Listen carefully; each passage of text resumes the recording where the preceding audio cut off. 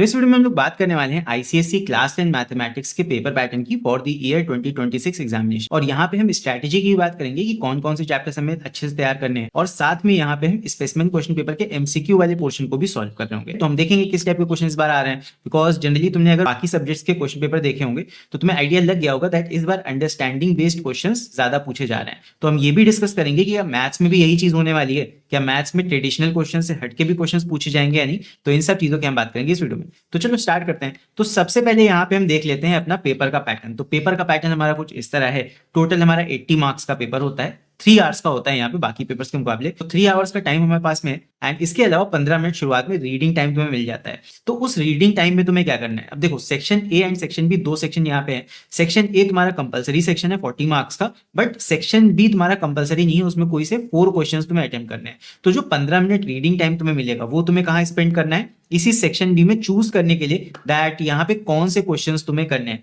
Because यहाँ पे questions का सेट होता है पूरा पूरा। जैसे मान लो क्वेश्चन 4 यहाँ पे देखो सेक्शन बी का मैंने दिया है, यहाँ पे 3 पार्ट्स होंगे, फर्स्ट सेकंड थर्ड करके, और यहाँ पे कोई फिक्स कॉम्बिनेशन नहीं होता। जैसे मान लो यहाँ पे एक सर्किल का क्वेश्चन आ सकता है, एक तुम्हारा मेंसुरेशन का क्वेश्चन आ सकता है, एक प्रोबेबिलिटी का आ सकता है। ऐसा कोई फिक्स कॉम्बिनेशन नहीं है कि ये पर्टिकुलर चैप्टर से ही आएगा, हो सकता है कोई चैप्टर यहाँ पे दूसरा इंक्लूड कर दिया जाए। तो इस तरह मिक्सचर ऑफ क्वेश्चंस होता है। तो तुम्हें रीडिंग टाइम के दौरान यही देखना है कि कौन कौन से क्वेश्चंस तुम्हें आते हैं अच्छे से और किन क्वेश्चंस को तुम्हें अटेम्प्ट करना है। तो रीडिंग टाइम तुम्हें यूज करना है सेक्शन बी के क्वेश्चंस को डिसाइड करने के लिए, बिकॉज हर एक क्वेश्चन में कॉम्बिनेशन ऑफ चैप्टर्स होंगे और उनमें से जो तुम्हें सबसे बेस्ट तरीके, सबसे अच्छे तरीके से आता होगा वही तुम्हें अटेम्प्ट करना है। फिर इसके बाद सेक्शन ए की हम बात करें तो 40 मार्क्स का है। सबसे पहला क्वेश्चन एमसीक्यू का है, 15 मार्क्स का, एक एक मार्क्स के एमसीक्यूज होंगे, और यहाँ पे मिक्स्ड वैरायटी ऑफ क्वेश्चंस होते हैं पूरे सिलेबस से, और छोटे छोटे क्वेश्चंस होंगे, लेकिन हाँ इसमें कॉन्सेप्ट बेस्ड क्वेश्चंस होंगे। अभी कॉन्सेप्ट कैसे लगेगा अभी हम एमसीक्यू सॉल्व करते हुए देखेंगे। फिर इसके बाद सेकंड क्वेश्चन आ जाता है 4 मार्कर क्वेश्चन। अब 4 मार्कर क्वेश्चन ऐसा नहीं होगा एक सिंगल क्वेश्चन बहुत बड़ा सा होगा, उसमें सब पार्ट्स भी होते हैं, लेकिन हाँ जो 4 मार्क का क्वेश्चन होगा वो एक चैप्टर का होगा, उसी के अंदर उसी एक क्वेश्चन से रिलेटेड सब पार्ट्स होते हैं। तो इस तरह 4 मार्क्स के 3 क्वेश्चन होंगे। क्वेश्चन 2 हमारा 12 मार्क्स का हो गया। देन उसके बाद में आ जाता है क्वेश्चन 3। क्वेश्चन 3 भी तुम्हारा 4 मार्कर क्वेश्चन है, मतलब बड़े क्वेश्चन इसमें आते हैं, और यहाँ पे एक क्वेश्चन 5 मार्क्स का भी होता है, 4 4 और 5, तब जाके तुम्हारा 13 मार्क्स का बनाता है। तो यहाँ पे टोटल अगर तुम सेक्शन ए को देखोगे वो तुम्हारा 40 मार्क्स कैरी करता है। इसमें कोई चॉइस नहीं है, ना इंटरनल ना एक्सटर्नल, कोई चॉइस नहीं है, सारे क्वेश्चन अटेम्प्ट करने हैं। और यहाँ पे इन क्वेश्चंस को करने के लिए वही चीज है, कॉन्सेप्ट जितना अच्छा तुम्हारा होगा उतना अच्छे से तुम क्वेश्चंस को सॉल्व कर पाओगे। फिर आते हैं सेक्शन बी पे। सेक्शन बी चूज तो तुम कर ही चुके हो, कौन कौन से क्वेश्चन तुम्हें अटेम्प्ट करने हैं उन क्वेश्चंस को तुम करोगे।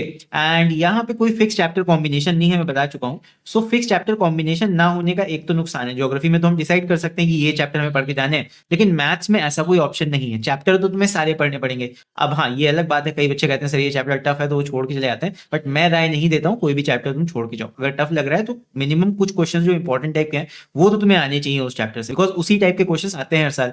तो यहाँ पे कुछ टाइप ऑफ क्वेश्चंस काफी ज्यादा इंपॉर्टेंट हो जाते हैं, एंड उन टाइप्स के क्वेश्चंस को ही हमें ज्यादा देखना है। अब कॉन्सेप्ट हर चैप्टर का बहुत इंपॉर्टेंट है, पहली चीज एमसीक्यू सॉल्व करने के लिए, और हो सकता है जो आगे बड़े क्वेश्चंस भी होंगे उसमें डायरेक्ट फॉर्मूला ना यूज करके तुम्हें कॉन्सेप्ट का यूज करके उस क्वेश्चन को सॉल्व करना पड़ जाए। तो इस तरह के क्वेश्चन आते हैं। तो चलो अभी हम स्पेसिमेन क्वेश्चन पेपर को ओपन करते हैं और वहां पे देखते हैं कि किस टाइप के क्वेश्चंस आते हैं और एमसीक्यूज को सॉल्व करते हैं। सो ये रहा हमारा आईसीएसई 2026 एग्जामिनेशन का मैथ्स का स्पेसिमेन क्वेश्चन पेपर। तो इसी को हम देखते हैं अभी। तो ये 80 मार्क्स का पेपर होता है एंड 3 आवर्स का होगा। एंड कई बच्चे पूछते हैं क्या सर स्पेसिमेन क्वेश्चन पेपर में जैसे क्वेश्चंस होते हैं वैसे ही बोर्ड में आएंगे या यहाँ पे अलग क्वेश्चंस होते हैं? देखो क्वेश्चंस अलग है, लेकिन हाँ सेम टाइप के क्वेश्चंस तुम्हें देखने को मिलेंगे अपने फाइनल एग्जाम के पेपर में, और जो तुम्हें अभी हाफ ईयरली हुए हैं और जो प्री बोर्ड वाले पेपर्स भी होंगे उसमें तुम्हें इसके क्वेश्चंस देखने को मिल सकते हैं, right. Same question final board exam में नहीं मिलेंगे, लेकिन सेम टाइप के क्वेश्चन तुम्हें देखने को मिलेंगे बोर्ड एग्जाम में, और सेम क्वेश्चन प्री बोर्ड में तुम्हें स्कूल वाले दे सकते हैं इससे कॉपी करके। तो चलो शुरू करते हैं अभी। तो सबसे पहला क्वेश्चन हमारा आ जाएगा एमसीक्यूज वाला, सेक्शन है 40 मार्क्स एमसीक्यू। तो चलो सॉल्व करते हैं इनको एक एक करके। तो जो सबसे पहला हमारा क्वेश्चन है, फर्स्ट क्वेश्चन तुम्हारा है रिमाइंडर एंड फैक्टर थ्योरम के ऊपर। सो यहाँ पे क्या गिवन है फर्स्ट पार्ट में, x minus 2 and x plus 2 are the factors of a particular equation. The third factor of the given polynomial is, third factor बताना है। तो देखो दो तरीके हैं इसको करने के। एक तरीका तो ये कि इस इक्वेशन में बारी बारी से वैल्यू रख दो। भाई x माइनस 1 है तो x का वैल्यू 1 रख के देख लो, x माइनस 4 है मतलब साइन चेंज करके वैल्यू रख के देख लो, इक्वेशन में 4 रख के देख लो, यहाँ पे -1 रख के देख लो और यहाँ पे -4 रख के देख लो। इस इक्वेशन में वैल्यूज को पुट करो और देखो क्या ये इक्वेशन का वैल्यू 0 आ रहा है कि नहीं। एक तो इस तरह से निकाल सकते हो। सेकंड मेथड क्या है, सेकंड मेथड ये हो सकता है दैट यहाँ पे ये दो फैक्टर्स हैं इनको मल्टीप्लाई कर लो, x माइनस 2 और x प्लस 2। भाई a plus B, a minus B क्या हो जाता है, ये हो जाता है a square minus B square यानी कि 2 का स्क्वायर 4। तो ये तुम्हारा फैक्टर हो गया इस इक्वेशन का। भाई दोनों फैक्टर है, मैंने दोनों फैक्टर्स को मल्टीप्लाई कर दिया। अब मान लो किसी नंबर के फैक्टर 2 और 3 है तो 2 3 6 भी उस नंबर का फैक्टर होगा, सीधी सी बात है। तो यहाँ पे हम क्या करेंगे दैट अपनी इस मेन बड़ी इक्वेशन को, जो हमारा पॉलिनोमियल है x cube plus x square minus 4x और माइनस 4, इसको डिवाइड कर देंगे अपने फैक्टर से जो हमने मल्टीप्लाई करके बनाया है एक्स स्क्वायर माइनस 4। इससे डिवाइड कर दो। जब डिवाइड करोगे तो जो तुम्हें यहाँ पे कोशेंट मिलेगा वही तुम्हारा क्या हो जाएगा, रिमाइंडर 0 आएगा, बिकॉज फैक्टर के केस में रिमाइंडर 0। जो कोशेंट आएगा वही तुम्हारा थर्ड बचा हुआ फैक्टर हो जाएगा। लॉन्ग डिवाइड मेथड हम करते हैं जनरली इस चैप्टर में, तो वही करना है तुम्हें। तो करो, एक्स स्क्वायर को एक्स क्यूब बनाना है, एक्स से मल्टीप्लाई कर दो, क्या हो जाएगा एक्स स्क्वायर इंटू एक्स, ये हो जाएगा एक्स क्यूब, और माइनस 4 इंटू एक्स हो जाएगा माइनस 4x। यहाँ पे देखो साइन चेंज करोगे माइनस करने के लिए, ये किया, ये कट गया, काम खत्म। अब यहाँ पे प्लस 4x बच रहा है तो ये आ जाएगा, नीचे उतार के लिख लेंगे एक्स स्क्वायर प्लस 4x, फिर उसके बाद ऊपर का ये नंबर नीचे उतार के लिखेंगे माइनस 4x, ये हो गया। अब यहाँ पे देखो प्लस 4x और माइनस 4x कट जाएगा, तो इसीलिए एक थर्ड मतलब कि अगले वाले नंबर को भी माइनस 4 को भी नीचे उतारेंगे। तो अब क्या करो, फिर से एक्स स्क्वायर माइनस 4 को मल्टीप्लाई करो, किससे, प्लस 1 से कर दो, काम हो जाएगा। एक्स स्क्वायर इंटू प्लस 1 क्या आ जाएगा एक्स स्क्वायर, और माइनस 4 इंटू प्लस 1 करोगे वो माइनस 4 आ जाएगा, बस कैंसिल। यहाँ पे साइन चेंज होता है ना, इसका हो जाएगा तुम्हारा माइनस साइन इस एक्स स्क्वायर का, और यहाँ पे 4 का साइन माइनस में था, ये प्लस हो जाएगा, ये भी कट जाएगा, ये भी कट जाएगा, रिमाइंडर विल बी 0। और कोशेंट तुम्हें क्या मिल गया x प्लस 1, तो x प्लस 1 यानी कि सी ऑप्शन तुम्हारा करेक्ट हो जाएगा। ये तुम्हारा फैक्टर है गिवन पॉलिनोमियल का। तुम डायरेक्ट वैल्यू रख के भी निकाल सकते थे, उसमें चारों का वैल्यू रखना पड़ता, आंसर दोनों से आ जाएगा, बस वही है तुम जिसमें तुम्हें कंफर्टेबल फील हो। फिर इसके बाद देखते हैं थर्ड। थर्ड तुम्हारा यहाँ पे सेकंड हो गया आई थिंक, इसमें हाँ सेकंड और थर्ड आगे पीछे कर दिया गया, बट ठीक है। तो ये तुम्हारा क्वेश्चन है, यहाँ पे ये सेकंड होना चाहिए, अगला थर्ड होना चाहिए, बट चलो ठीक है। In the given figure AC is the diameter of the circle, AP is equal to 3 and PB is equal to 4 and QP is perpendicular to AB. If the area of triangle APQ is 18 centimeter square, triangle दिया है APQ का, then the area of shaded portion QPBC, QPBC ये तुम्हारा quadrilateral हो गया। तो basically ये जो तुम्हारा क्वेश्चन है ये सिमिलैरिटी चैप्टर का है, सर्किल का नहीं है, सिमिलैरिटी चैप्टर का है। और यहाँ पे इसको कैसे निकालोगे, देखो जो एरिया होता है, एरिया ऑफ शेडेड रीजन या area of two particular region जो कि सिमिलर हो, तो एरिया इज इक्वल टू होता है उनके करस्पॉन्डिंग साइड का स्क्वायर। ये सिमिलैरिटी में हमने पढ़ा हुआ है भाई। जैसे मान लो दो ट्रायंगल है, एक ये है और एक ये है, तो इनके एरिया को अगर तुम देखोगे A1 और A2, तो इनका जो एरिया होगा A1 अपॉन A2 ये बराबर होता है कोई एक करस्पॉन्डिंग साइड इसमें ले लो। जैसे मान लो इसमें AB साइड लिया, इसमें भी इसमें मान लो तुमने CD साइड लिया, तो यहाँ पे इनके स्क्वायर करके हम इनके एरिया का वैल्यू निकाल सकते हैं। तो इस तरह हम निकालते हैं। तो देखो दो ट्रायंगल्स तुम्हें गिवन है, दोनों सिमिलर है, कौन कौन से, एक तुम्हारा है APQ, ये वाला APQ, और दूसरा ट्रायंगल तुम्हारा जो बड़ा वाला है ये है तुम्हारा ABC। इन दोनों का यहाँ पे एरिया तुम निकाल लो, मतलब एक का तो एरिया गिवन है, कौन से वाले का, APQ का।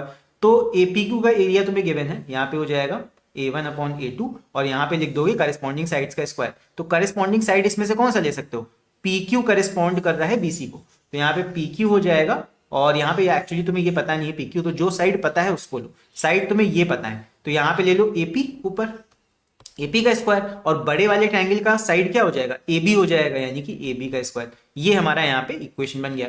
अब यहाँ पे देखो AP का वैल्यू कितना है, वो है 3, तो 3 का स्क्वायर ऊपर लिख दिया, और AB पूरा जो लेंथ है वो कितना है 3 + 4, तो 7 का स्क्वायर यहाँ पे कर देंगे, तो 3 का स्क्वायर आ गया 9, 7 का स्क्वायर 49, ये आ गया एरिया का रेशियो। अब हमें किसका एरिया पता है, हमें पता है APQ का ऊपर वाले का एरिया, A1 का एरिया पता है, तो A1 का वैल्यू रख देंगे, ये हो जाएगा 18 centimetre square is equal to 9 upon 49 upon A2, और यहाँ पे A2 का वैल्यू तुम इससे निकाल सकते हो। तो सेकंड यानी कि बड़े ट्रायंगल का एरिया A2 जो है वो कितना आ जाएगा, यहाँ से निकालो, A2 इज इक्वल टू इधर ले आओ, और 18 मल्टीप्लाई बाय 49 डिवाइड बाय 9, तो 9 से कटेगा, 9 1 9, 9 2 18, तो 49 2 कितना हो जाएगा, 9 2 18, 1 कैरी गया, 2 4 8 9, तो 98 सेंटीमीटर स्क्वायर ये बड़े वाले ट्रायंगल का एरिया हमें मिल गया। लेकिन हमें सिर्फ बड़े वाले ट्रायंगल का एरिया नहीं बताना है, हमें बताना है QPBC इस क्वाड्रिलैटरल का, इस शेडेड रीजन का एरिया। तो शेडेड रीजन का एरिया कैसे बताओगे, देखो बड़े वाले ट्रायंगल का एरिया तुमने निकाल लिया, इसमें से इतना ऊपर वाले ट्रायंगल का एरिया माइनस कर दो, जब माइनस कर दोगे तो नीचे क्वाड्रिलैटरल का एरिया तुम्हें मिल जाएगा।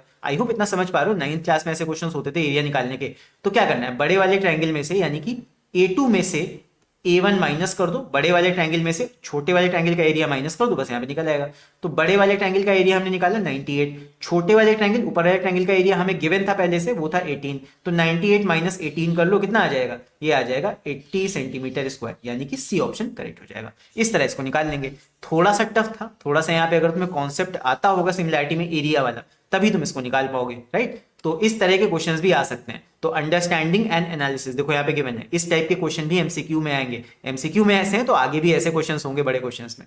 तो चलो अगला देखते हैं, सेकंड पार्ट, थर्ड के बाद सेकंड देखेंगे।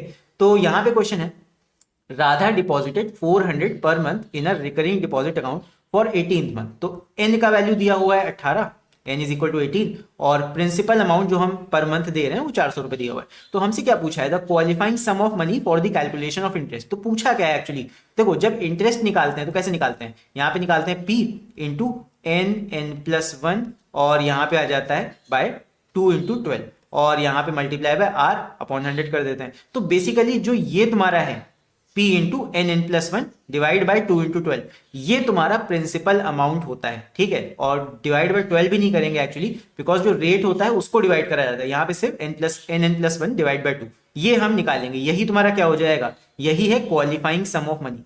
इंटरेस्ट के फॉर्मूला में यही जो p n+1/2 है, यही क्वालिफाइंग सम ऑफ मनी हमें निकाल के बताना है। तो निकाल लो, बहुत इजी है। ये हो जाएगा 400 मल्टीप्लाई बाय n का वैल्यू कितना 18, n+1 हो जाएगा 19 डिवाइड बाय 2। सॉल्व कर लो इसको, ये आ जाएगा 2 × 1 = 2, 2 × 9 = 18, और इसको कर लोगे सॉल्व तो ये आ जाएगा 9 × 4 = 3600 मल्टीप्लाई बाय 19। यहाँ पे 36 × 19 कर लेंगे, हमारा आंसर आ जाएगा। तो ये हो जाएगा तुम्हारा कितना, 9 × 6 = 54, 5 कैरी गया, 9 × 3 = 27 + 5 ये आ जाएगा 32, यहाँ पे हो जाएगा 36 × 1 = 36, तो ये आ जाएगा 4, 6 2 8 हो गया, और यहाँ पे 3 3 6, तो 684, और आगे 2 0 ये वाले लग जाएंगे, तो 68400, सी आंसर हमारा सही हो जाएगा। तो सी पार्ट हमने आंसर टिक कर दिया। फिर इसके बाद अगला देखते हैं, फोर्थ पार्ट।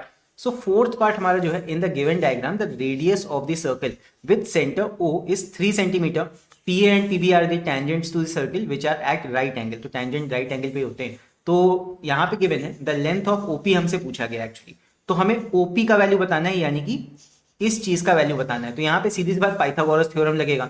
अब यहाँ पे जो जो चीजें तुम्हें पता है, तुम्हें यहाँ गिवन है the radius of circle with centre O is 3 centimetre, यानी कि OB का वैल्यू 3 सेंटीमीटर तुम्हें पता है। उसके साथ साथ जो ये रेडियस है वही चीज यहाँ पे भी होगी, OA का वैल्यू भी, बिकॉज ये भी रेडियस है, ये भी 3 सेंटीमीटर होगी। तो जब OA का वैल्यू 3 सेंटीमीटर है तो PB का भी वैल्यू 3 सेंटीमीटर होगा, एंड साइमल्टेनियसली AP का भी वैल्यू 3 सेंटीमीटर होगा। तो ये स्क्वायर फॉर्म करेगा एक तरह से। और यहाँ पे तुम्हें OP का वैल्यू निकालना है, तो यहाँ पे पाइथागोरस थ्योरम लगा दो। तो OP square will be equal to क्या हो जाएगा, कोई भी ट्रायंगल ले लो, चाहे नीचे वाला चाहे ऊपर वाला, OB स्क्वायर प्लस ये हो जाएगा BP स्क्वायर। तो बस OB का वैल्यू 3 है, 3 का स्क्वायर हो गया, और BP का वैल्यू भी 3 है, 3 का स्क्वायर। तो ये आ जाएगा तुम्हारा 3 स्क्वायर आ गया 9, प्लस 3 स्क्वायर आ गया 9, और इधर हो गया OP का स्क्वायर, 9 9 18 हो जाएगा। तो OP इज इक्वल टू ये हो जाएगा तुम्हारा 18 का अंडर रूट। तो यहाँ पे तुम सॉल्व कर लोगे इसको, यहाँ पे अंडर रूट में तुम लिख सकते हो 2 × 9, यानी कि ये आ जाएगा 9 का रूट निकाल लोगे, वो बाहर आ जाएगा 3, और हो जाएगा ये 3√2, और बस इतने सेंटीमीटर आंसर आ जाएगा तुम्हारा। सो 3√2 कौन सा आंसर करेक्ट है, सी ऑप्शन हमारा करेक्ट हो गया। बस बढ़ते हैं आगे। इसके बाद फिफ्थ हमारा है यहाँ पे असर्शन रीजन के ऊपर क्वेश्चन बेस्ड है, और ये तुम्हारा ट्रिग्नोमेट्रिक आइडेंटिटी का क्वेश्चन है। तो क्वेश्चन यहाँ पे क्या है, असर्शन दिया हुआ है if sec theta plus tan theta is equal to a and sec theta minus tan theta is equal to b, then ab is equal to 1। तो सीधी सी बात है भाई, इस इक्वेशन को इस इक्वेशन से मल्टीप्लाई कर दो तो a plus B, a minus B क्या बन जाएगा, ये बन जाएगा a square minus B square, जो कि तुम्हारा 1 होता है, ठीक है। और उधर साइड ए बी आ जाएगा, तो A B is equal to 1 हो गया। अच्छा 1 कैसे आया, रीजन हमें क्या दिया है, जब A square minus B square का वैल्यू करोगे sec square theta minus tan square theta जब आएगा, तो ये आइडेंटिटी होती है, ये चीज है आइडेंटिटी। तो इसका यूज करके हम A B is equal to 1 derive कर लेंगे। तो असर्शन भी यहाँ पे सही हो जाएगा, ये भी ट्रू है, और रीजन भी यहाँ पे सही हो जाएगा, ये भी ट्रू है। और यहाँ पे रीजन करेक्ट एक्सप्लेनेशन है ए का, तो हम कह सकते हैं both A and R are true and R is the correct explanation of A. तो ये सी पार्ट हमारा करेक्ट हो जाएगा।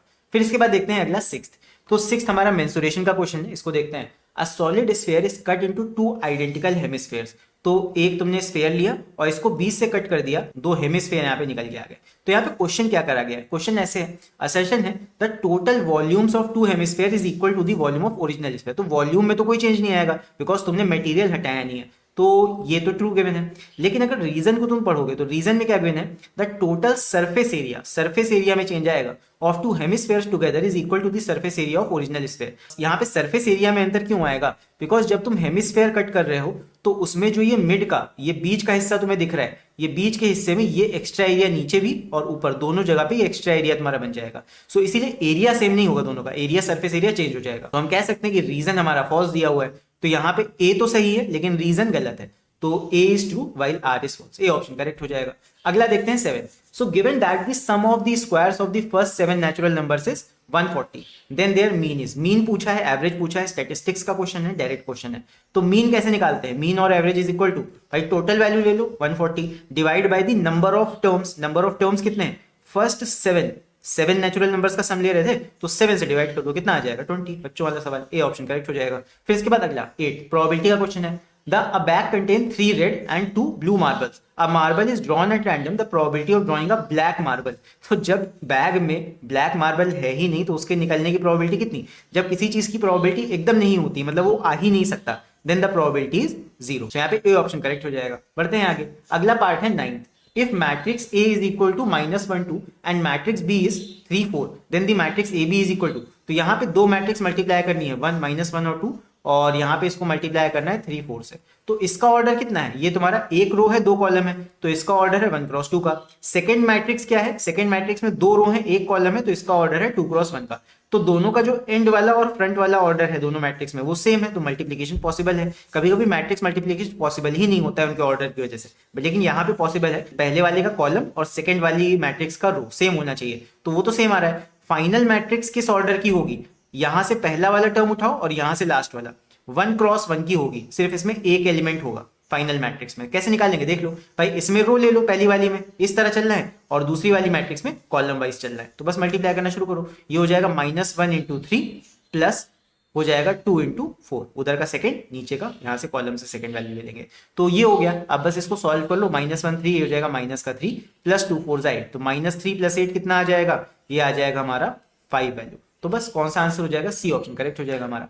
बस मैट्रिक्स मल्टीप्लिकेशन तुम्हें आना चाहिए करने के लिए, एंड काफी ज्यादा इंपॉर्टेंट होता है मैट्रिक्स मल्टीप्लिकेशन, बिकॉज मैट्रिक्स में मोस्ट क्वेश्चन जो आता है मैट्रिक्स मल्टीप्लिकेशन के ऊपर ही आता है एग्जाम में, चाहे बड़ा क्वेश्चन है चाहे छोटा क्वेश्चन है। चलो आगे देखते हैं, अगला है पार्ट 10। सो ये तुम्हारा रेशियो एंड प्रपोर्शन का क्वेश्चन है। A mixture of paint is prepared by mixing 2 parts of red pigment and 5 parts of the base. तो ये तुम्हें रेशियो दे दिया गया है, red part is to base, इसका रेशियो 2:5 है, ये सेम रहेगा पूरी टेबल में।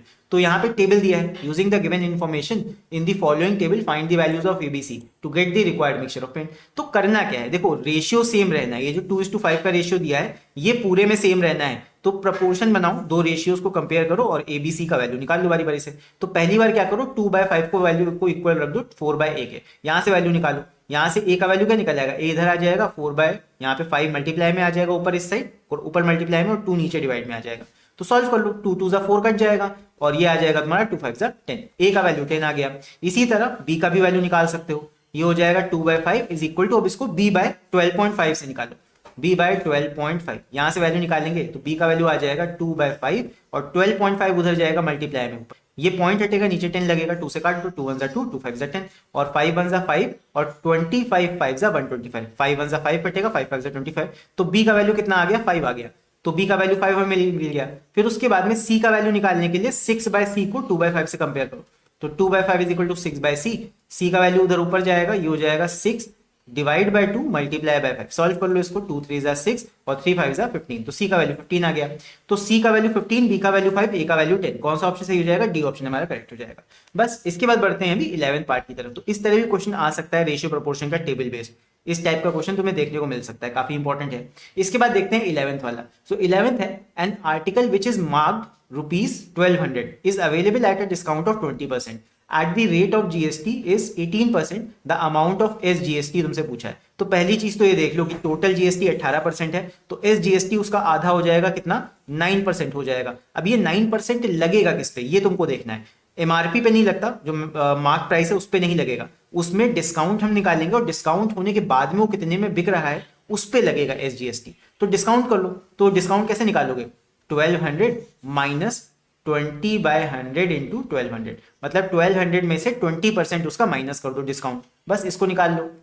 ये हो जाएगा 0 0 कैंसिल, 12 2 24 और 240 माइनस करना है, तो 1200 माइनस 240 और इसमें से माइनस करेंगे कितना आ जाएगा, 0 माइनस 0 0 और ये हो जाएगा 10 माइनस 4 6 और उसके बाद में यहाँ से कैरी गया, ये हो जाएगा तुम्हारा 1, तो 11 माइनस 2 ये आ जाएगा 960। सो 960 प्राइस पे हम बेच रहे हैं अब इस समय, तो यहाँ पे इस पे जीएसटी निकालना है तुम्हें। सो जीएसटी कितना हो जाएगा यहाँ पे निकालते हैं। सो जीएसटी या S GST is equal to 9/100 into 960 rupees. तो बस 0 0 काट दो यहाँ पे और उसके बाद 96 को मल्टीप्लाई कर लो 9 से, आ जाएगा 6 9 54, 5 कैरी गया, 9 9 81 प्लस 5 भी हो जाएगा 86। तो 864 डिवाइड बाय 10 यानी कि कितना आ जाएगा 86.4, आगे जीरो लगा दो, तो बस यही आ जाएगा, डी ऑप्शन करेक्ट हो जाएगा यहाँ पे। सो इतना एसजीएसटी हमें लगेगा, देना पड़ेगा गवर्नमेंट को। अब इसके बाद आते हैं 12th पे, the sum of money required to buy 50 rupees 40 shares at rupees 38.50। So यहाँ क्या पूछा गया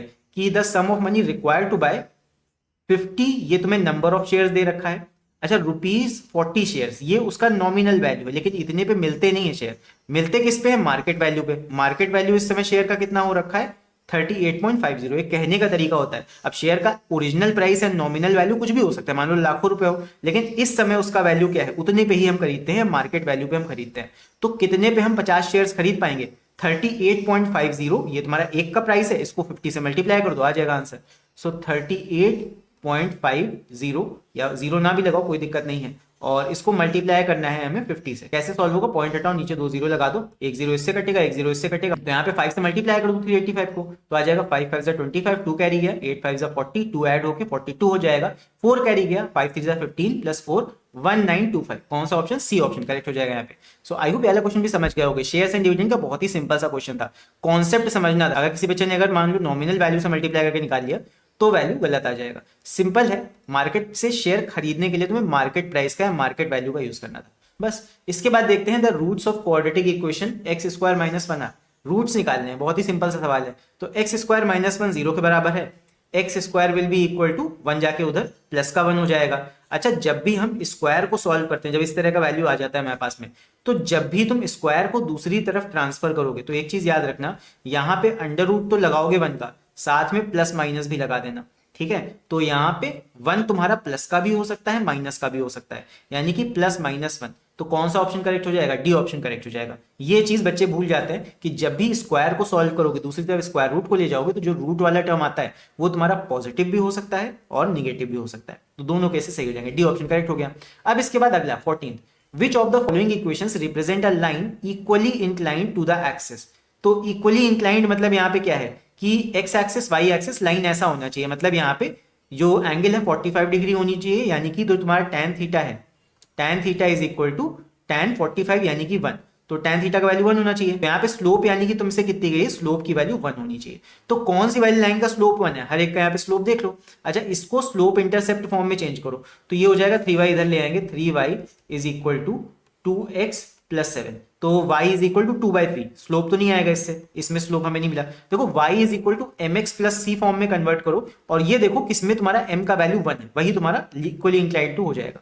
तो यहाँ पे इसको देखते हैं सेकंड वाले को, तो ये हो जाएगा y is equal to x minus 7, ये तुम्हारा इक्वली इंक्लाइंड है बिकॉज x के साथ में क्या है यहाँ पे है 1 है, तो ये वाला बी ऑप्शन हमारा करेक्ट हो जाएगा। सिंपल, आगे चेक करने की जरूरत ही नहीं है। फिर इसके बाद अगला देखते हैं fourth part, given x plus 2 is less than equal to x by 3 plus 3 and x is a prime number, the solution set for x is। तो पहले x की वैल्यू निकालो, इस इनइक्वालिटी को पहले सॉल्व करते हैं, जब इसको सॉल्व कर लोगे तब तुम्हें समझ में आ जाएगा। तो यहाँ पे देखो x plus 2, इसको सॉल्व करते हैं, x plus 2 is less than equal to x by 3 plus 3, इसमें एलसीएम ले लो, तो यहाँ पे पूरे के नीचे 3 आ जाएगा और ये हो जाएगा 3 3 9, तो 3 को भेज देंगे अब दूसरे साइड, ये हो जाएगा तुम्हारा मल्टीप्लाई में 3x, नॉर्मल इक्वेशन की तरह सॉल्व करो, 3 को उधर मल्टीप्लाई भेज दो, 3x प्लस 6 is less than equal to x plus 9। अब x के सारे टर्म को एक तरफ ले आओ और जो तुम्हारे नॉर्मल टर्म्स हैं नंबर वाले उनको एक तरफ ले आओ, तो ये हो जाएगा 3x माइनस एक्स, इधर माइनस एक्स आ गया, लेस देन इक्वल टू, और 6 उधर माइनस में जाएगा, 9 माइनस 6 ये हो गया, तो 3x माइनस 6 हो जाएगा 2x और 9 माइनस 6 हो जाएगा 3, तो x is less than equal to 3/2, तो 3/2 करेंगे कितना आएगा, ये आ जाएगा 1.5, तो यानी कि x का वैल्यू क्या होगा, लेस देन इक्वल टू 1.5। तो यहाँ पे x की वो सारी वैल्यूज होंगी जो कि 1.5 से लेस देन इक्वल टू है, और यहाँ पे बोला है that x is a prime number, और हमें पता है कि सबसे छोटा प्राइम नंबर क्या होता है 2, 2 के बाद ही तो प्राइम नंबर्स होते हैं, 2 होता है, 3 होता है, 5 होता है। तो जब x की वैल्यू ही 1.5 आ रही है ये इन इक्वेशन सॉल्व करके, तो इंटरसेक्शन करो भाई, 2 से बड़ा भी चाहिए और प्राइम नंबर तुम्हारा 2 से छोटा कोई होगा नहीं, और x का वैल्यू हमारा 1.5 से छोटा आ रहा है, तो सीधी सी बात है यहां पे तुम्हें कोई भी वैल्यू फाइनल सोल्यूशन सेट में नहीं देखने को मिलेगा, because x less than 1.5 and वो प्राइम नंबर भी मिले तो ऐसा कोई नंबर नहीं होता है। 2 होता कम से कम तब जाके हम कह सकते थे। तो यहाँ पे आंसर हमारा क्या हो जाएगा, यहाँ पे the solution set is null. Null है मतलब there is no value, null और नो वैल्यू, उसमें कोई वैल्यू ही नहीं बचेगा सेट में। तो ये हमारे एमसीक्यूज यहाँ पे फिनिश हो जाते हैं। अब इसके बाद क्वेश्चन नंबर 2 शुरू हो जाता है, ये तुम्हारा फैक्टराइज द गिवन पॉलिनोमियल ऐसे करके है। सो अब क्वेश्चन 2 हम नेक्स्ट वीडियो में सॉल्व कर रहे होंगे। अगर इस वीडियो पे तुम लोग 100 लाइक्स करते हो एंड कमेंट करके बोलोगे सब बच्चे, तो मैं कंप्लीट पेपर पूरा सॉल्व करा दूंगा, लेकिन उसके लिए तुम्हें वीडियो पे कमेंट करना पड़ेगा। सो आई होप इस वीडियो को देख के तुम्हें समझ में आ गया होगा अभी कि 2026 एग्जामिनेशन के लिए हमें मैथ की तैयारी किस तरह से करनी है और किस लेवल के क्वेश्चंस इस बार पूछे जाने वाले हैं। अंडरस्टैंडिंग बेस्ड क्वेश्चंस काफी आएंगे, थोड़ा दिमाग तुम्हें लगाना पड़ेगा, हर एक चैप्टर के कॉन्सेप्ट को तुम्हें समझना है, बिकॉज यहाँ पे कॉन्सेप्ट काफी ज्यादा इंपॉर्टेंट है। जब कॉन्सेप्चुअली उस चैप्टर को तुम समझ पाओगे तभी ऐसे अंडरस्टैंडिंग बेस्ड क्वेश्चंस को कर पाओगे। अब इन कॉन्सेप्ट को समझना कहां से, तो इसके लिए मैं रिकमेंड करूंगा तुम हमारा क्लास 10th मैथमेटिक्स का प्लेलिस्ट जाके देख सकते हो। प्लेलिस्ट तुम्हें यहाँ पे दिख रहा होगा ऊपर। इस प्लेलिस्ट में मैंने हर एक चैप्टर का कॉन्सेप्ट बहुत अच्छे से समझाया हुआ है एंड उन कॉन्सेप्ट को समझ के तुम किसी भी टाइप का क्वेश्चन सॉल्व कर सकते हो। तो इस प्लेलिस्ट को जाके चेक कर लेना एंड नेक्स्ट वीडियो तुम लोग किस टॉपिक के ऊपर चाहते हो ये भी तुम नीचे कमेंट्स में लिख के बता सकते हो। सो फिलहाल के लिए इस वीडियो में इतना ही एंड इसके बाद हम लोग मिलते हैं अगले वीडियो में।